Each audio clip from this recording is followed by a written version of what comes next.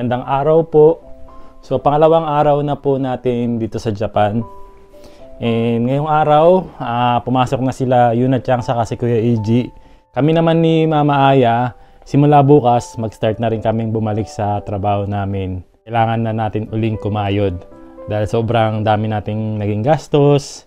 And marami tayo naging Yasumi Day. So, hindi naman natin pinagsisihan yun, naging masaya tayo kasi nakasama uli namin yung pamilya namin sa Pilipinas. And alam niyo naman na isa yon sa pinakamagandang regalo sa sarili natin kapag nasa ibang bansa tayo. Makapagbakasyon tayo sa Pilipinas. Di ba? Kaya naman hindi muna kami pumasok ni Aya ngayon sa trabaho kasi syempre pagbalik namin, yung mga maleta natin, marami tayong kailangan itabi, kailangan iligpit. And syempre yung bahay kailangan linisin. Yun yung pagtutulungan namin ni Aya para nang sa ganun, kinabukasan nga, makapasok na kami sa trabaho. After ng trabaho, syempre, makakapagpahinga na ng maayos kasi natapos na namin lahat yung dapat naming ayusin or linisin. Yan yung pagtutulungan namin ngayon. Ayan, may naalala lang ako kasi may nagtatanong sa last video. Ang tanong niya, about dun sa pag-a-apply ng visa or extension of visa ni Nanay Cora, yung lola po ni Aya, na nagbakasyon dito 3 months ago. So, syempre dahil visiting relatives visa po ang tawag na binibigay sa mga relatives, which is 90 days po yun. So, pwede pa rin po kasing mag-extend ng another 90 days visa ang isang relatives na dapat i-apply nga namin kahapon. Kaya lang, hindi siya binigyan ng extension of visa sa immigration. Sobrang higpit po ngayon. So, ang tanong kasi ni Ma'am Grace Salazar, bakit po di na-approve ng visa si Nanay Cora? So, yung extension of visa po yung tinutukoy niya. Si Nanay Cora kasi senior na, possible naman talaga na bigyan talaga ng extension of visa ang isang senior. Hindi siya binigyan ng extension of visa dahil po, ang naging reason po kasi namin is para may kasabay umuwi sana si Nanay Cora pabalik ng Pilipinas kasi binabalak din ni Mama Mila, yung nanay po ni Aya na umuwi ng Pilipinas para isabay na rin niya si Nanay Cora sa bandang May 2024. Kaya lang, ang naidagdag pa namin na reason doon is, syempre, senior na tapos meron pa siyang heart problem, which is totoo naman. So, nagkamali kami na dapat pala hindi na namin nilagay yung heart problem kasi nung nabasa yun ng immigration officer, hinihingan na kami ng medical certificate. Which is, meron naman sanang maibibigay. Ang nangyari kasi, nawawala yung kanyang medical certificate na nasa Pilipinas, wala rin siyang dala rito sa Japan. Naisip na rin ni Nanay Cora na umuwi na lang sa Pilipinas. So, nabanggit na nga rin namin sa immigration officer na paano po yun kung uuwi rin siya mag-isa, may heart problem siya. Parang ang sagot lang ng officer is walang magagawa. Ngayon, ganun sila kahigpit ngayon. Kaya sa mga mag-a-apply po ng visa or extension of visa, lalo na kung mga senior po or may mga edad na, wag niyo na pong ilalagay yung meron kayong problema or medical problem. Kasi kung wala rin kayo may papakitang medical certificate, yun, magiging mahirap ang lahat. Kaya naisip na lang na umuwi ni Nanay Cora. Yan, by next week, uwi na si Nanay Cora. Babalik na lang daw siya after ng baka next year, Sakura season or Cherry Blossom season. Ayan, yun ang bagay na season para sa mga may edad or mga senior natin. Kung gusto niyo pumunta rin sa Japan, pumunta kayo ng by March, April, May, or kaya September, October, November. Ayan yun po yung mga panahon na kakayanin pa ng mga senior natin na magbakasyon sa Japan.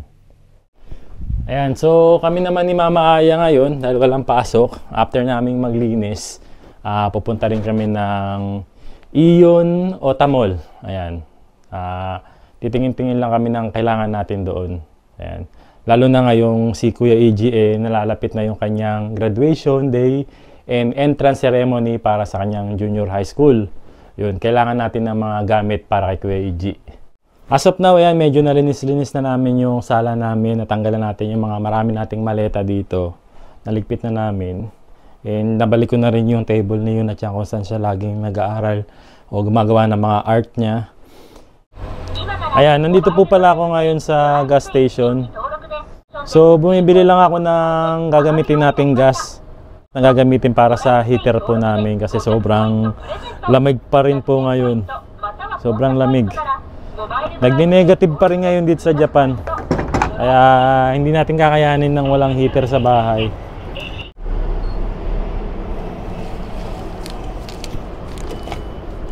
Okay.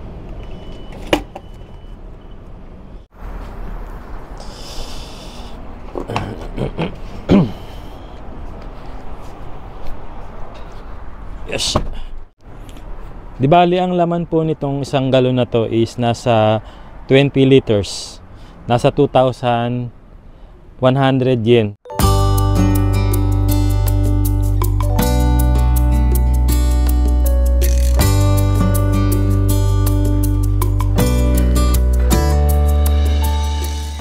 Yan. Nga pala, dumaan na rin ako dito sa Yaoko para mamili rin ng mga ilan sa mga kailangan namin sa bahay. Ayan, ito na yung mga napamili natin. No? Ayan, bumili ako ng isda. Ito masarap to. Pwedeng iprito, pwedeng iihaw. Meron siyang mga itlog sa loob. Ayan. Tapos kamatis, lettuce. Bumili tayo ng orange, pongkan. Tapos sibuyas. Ayan, dahil wala tayong sibuyas sa bahay. Kamote. Bumili rin yung kamote. Masarap to. I-air fry lang to. Napakasarap nito. Tapos mansanas, ayan, apple. Tapos kimchi, saka pipino para makapagsalad tayo mamaya. Ayan, bayad na rin tayo. Ayan, tapos na po akong mamili and pauwi na rin ako ng bahay. Susunduin ko na si Aya kasi pupunta nga kami ng Iyon Mall ngayon. Ayan, ang napamili po pala natin ngayon is 2,832 yen dun sa mga gulay-gulay sa kaprutas. Ayan, pauwi na rin tayo. Ayan, bago nga pala ako umuwi. Kahapon kasi nung nalaman nyo na nandito na tayo sa Japan or pauwi pa lang tayo sa Japan, marami na pong nagme-message about po doon sa marinated chicken. Alam ko naman na nami-miss nyo yung marinated chicken natin. Meron din tayong mga ilang kababayan na first time di matitikman na nag-message sa akin, dahil nasa Pilipinas kami last time, sabi ko pagbalik na lang po, magsisend ako sa inyo ng marinated chicken na order nyo. Yung marinated chicken po kasi, ito po yun. Kaya naman kasi binabalik-balikan at paulit-ulit na bumibili yung mga nakatikim na. Kasi napakalapit nung lasa niya sa Jollibee. And syempre dahil nga medyo lasang Jollibee, marami yung paulit-ulit na umorder. Ngayon mo lang di matitikman yung marinated chicken natin. Ayan, pwede kayong umorder po. Mag-message lang po kayo sa aming J Pinoy Vlogs Japan Facebook page, or di kaya kung meron po kayong Line application, mag-message lang po kayo sa ating Line app. Ito po yung aming QR code.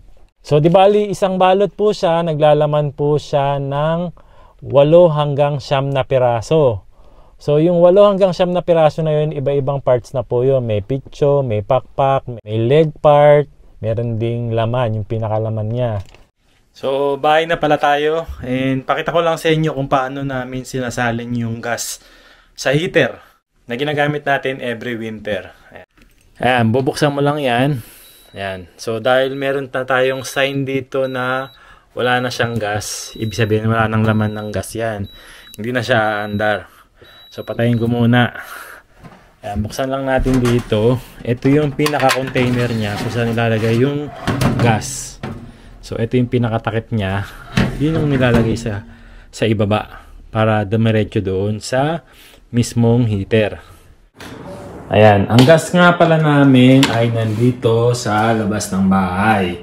Nasa labas ng bahay po ito, hindi naman po siya nanakawin. Kasi wala naman po mga ganun sa Japan. Ayan, buksan lang natin yung takip mismo ng container. Ayan, pagbukas natin ng container. So, meron naman siyang transparent dyan na makikita kung puno na. So, dahil gamit ko po is battery operated na panghigop ng gas. Lagay lang po natin yan. Then, may lock naman siya. Tapos, i-on lang po yan. Tapos, dadaloy na po yung gas dyan sa loob ng container. And after 1 minute, makikita natin na yan, paangat na yung gas dyan. So, hindi na kami kailangang mag-worry kasi ito po ay automatic nag-i-stop. Kapag nadikit na masyado dun sa may labasan ng gas, automatic na po siyang hihinto. Yan. Pwede na po natin lagay sa loob ng heater.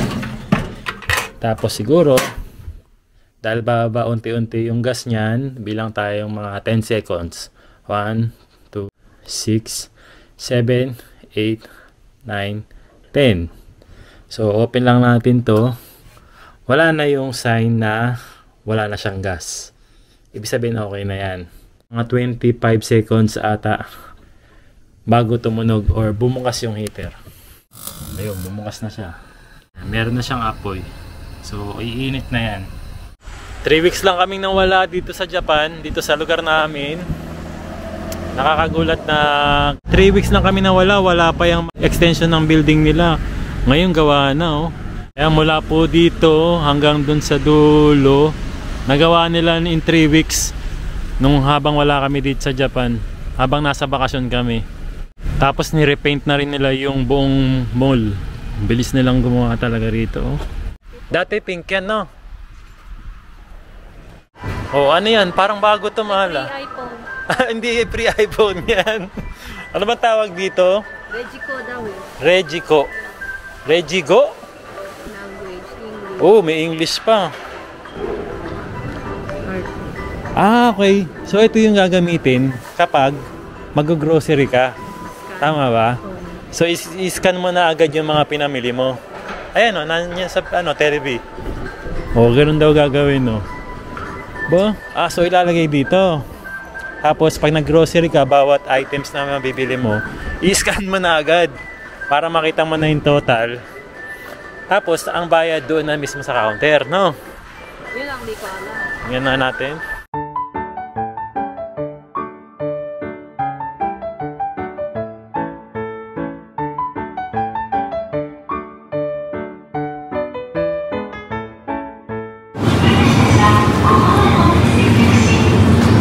Butter.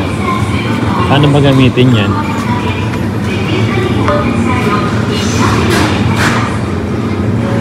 Items without barcode.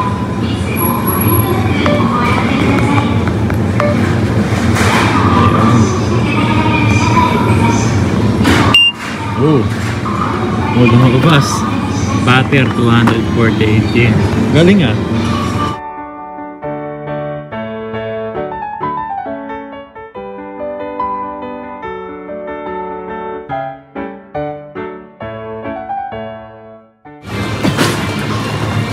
Kape, Blendy, barcode. Ayun, 348 yen. Tama ba? Mga natin doon. Ayun, 348 yen. May linya ko saan magabayad ng Regico. Dito kasi yung mga normal na or kutsu na bayaran. Dito naman sa Regico. Arigatou gozaimasu. ありがとうございます。ごめんなさい、これ見本なので、お買い物用のバスケットじゃなくて、そうなんですか。はい。置いといてもらう。はい、申し訳ありません。読みできました、QRコード。Ayun, tinuruan tayo. ごめんなさい。バツにして、Ayan, payment. OK。 Okay. Ayun ang i-scan doon. ありがとうございます。 Okay. ありがとうございます。Tapos pupunta tayo sa Ichibang. Doon tayo sa Ichibang. Ito pala Ichibang. Kala ko doon sa kabila yung Ichibang. Ayan na, okay na. Okay na. Saka lalabas siya. Okay. Genkin. Ay. お持ちでは1ポイない。ント。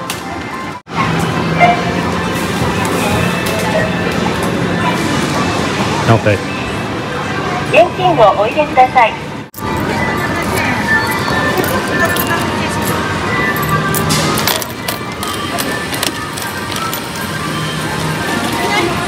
領収証が必要なお客 Pasito.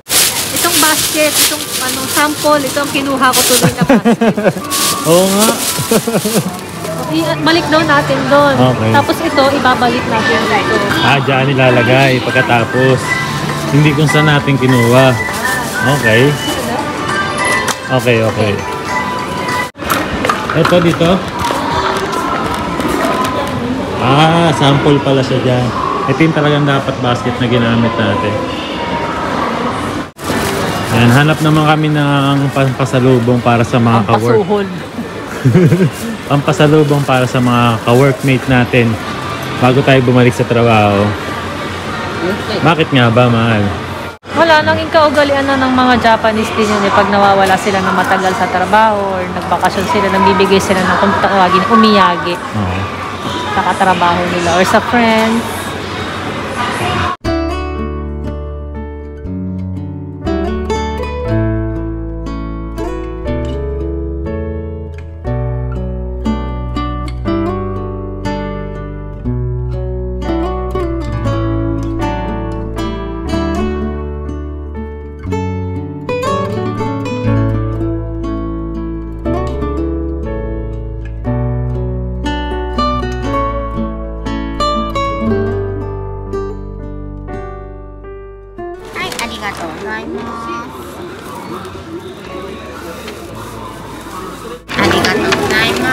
Uy, yung ano.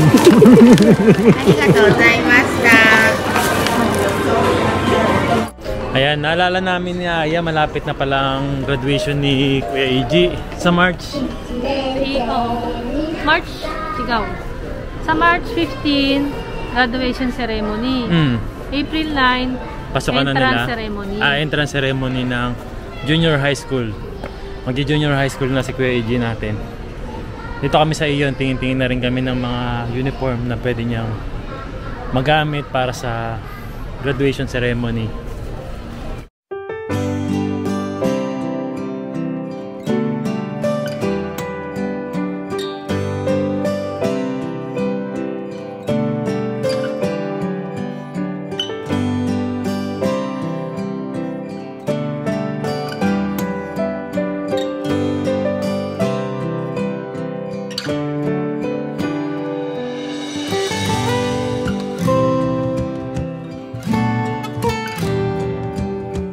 Ayan, balik na lang kami dito uli kapag kasama namin si Kuya AG para mag-fit talaga sa kanya yung bibili natin uniform, no? Huwag ka diyang umarap. Nakatingin siya sa mga relos eh.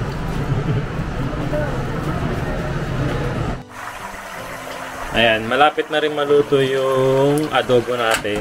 Ito yung ulamin natin ngayong dinner. Ayan, gusto rin daw nila kayo AG sa kami yung natsang adobong manokski. Sapat na to para sa dinner namin.